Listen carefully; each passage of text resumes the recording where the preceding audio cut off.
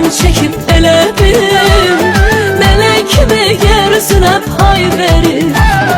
Rəbbim səni necə gözəl yaradın, cəmalına güneş verir, ay verir. Canım gözüm sen oğlum, şirin sözüm sen oğlum. Sənə qurban olaram, mənim özüm sen oğlum. Canım gözüm sen oğlum, şirin sözüm sen oğlum.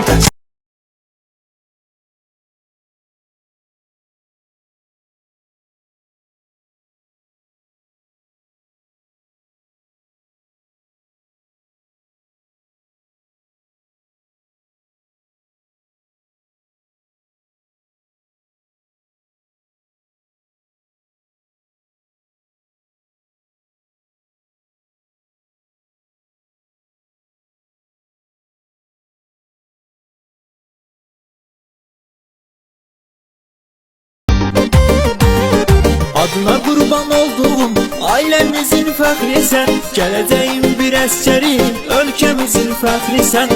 O bax balaca ürəyimə sığdırasan hər yanı. Mən də baxım fəxr edim, görüm səndə dünyanı. Mən də baxım fəxr edim, görüm səndə dünyanı.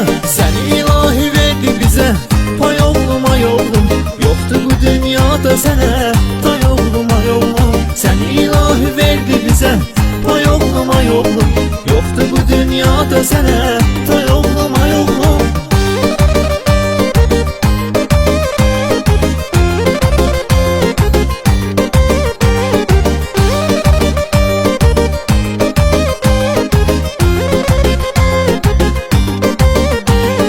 İlahidən payımsan, papanın gül balası, güneşim sən ayımsan.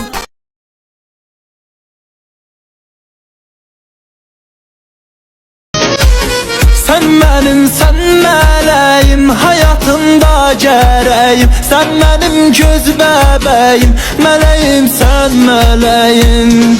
Alım alım alım ben, qadasın alım bunun mən. Dönüm dönüm dönüm mən, başına dönüm bunun mən. Alım alım alım ben, qadasın alım bunun mən. Dönüm dönüm dönüm mən, başına dönüm bunun mən.